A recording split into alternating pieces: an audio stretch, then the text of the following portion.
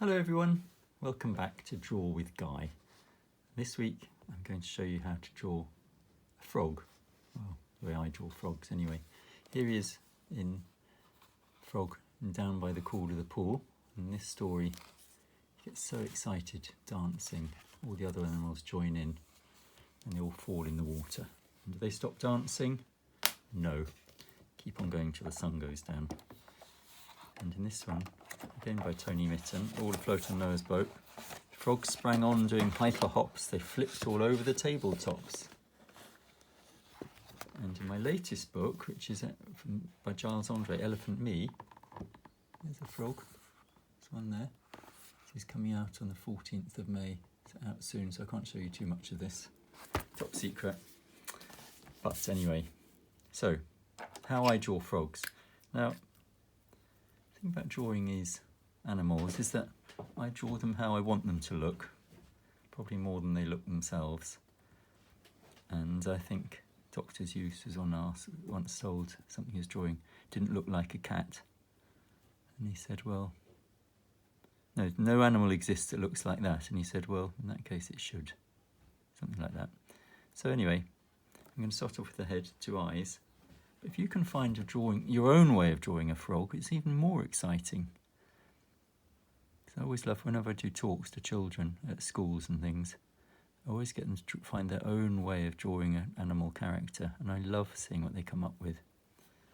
So if you can show me some drawings of frogs, your own way, I'd love to see them. Put them on, post them with the hashtag #DrawWithGuy.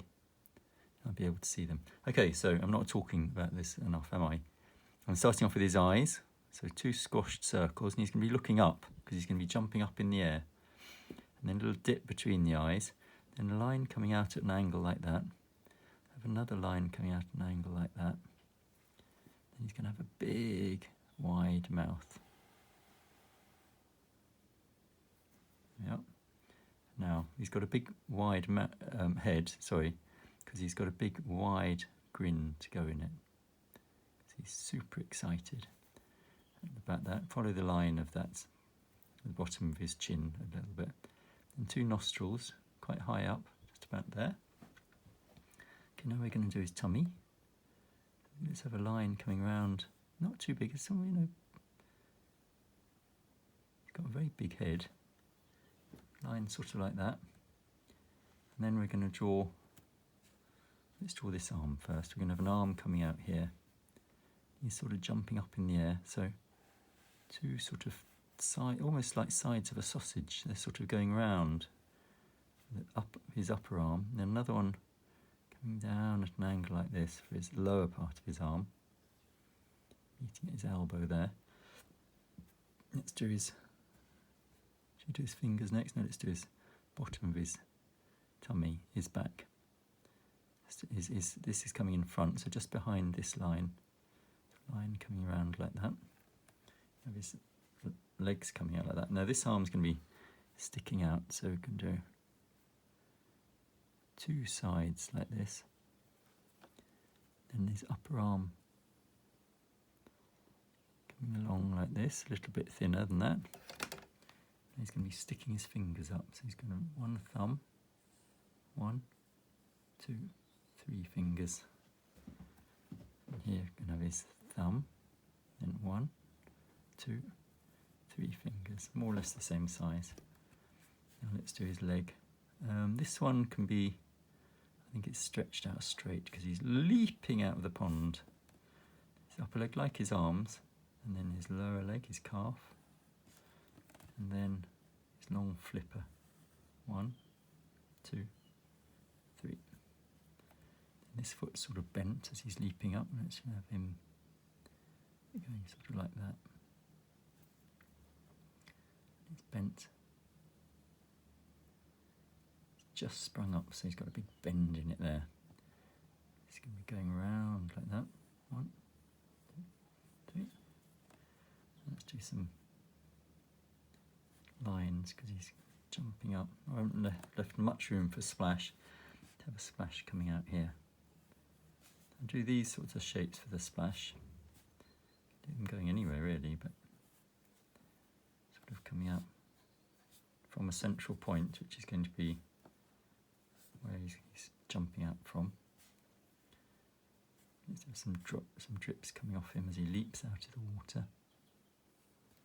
These drops are falling off this way, so they're this sort of shape. Some lines coming off to show he's moving. So he's leaping up into the air. Very excited. So where should we put him? Jumping out of a pond, I think. So let's put some reeds in the pond. Nice tall reeds bending over a bit maybe. And bulrushes. Some more reeds. Nice thin lines, a bit like the grass. And a bulrush, nice straight line with a big sausage on the end. And another bit there. Should you have another bulrush here? I love drawing, but I love bulrushes. They're like big fat cigars. And another bit of reed here, maybe in a shorter bit here, again bent over. And just to show they're in the water, with some ripples going around them.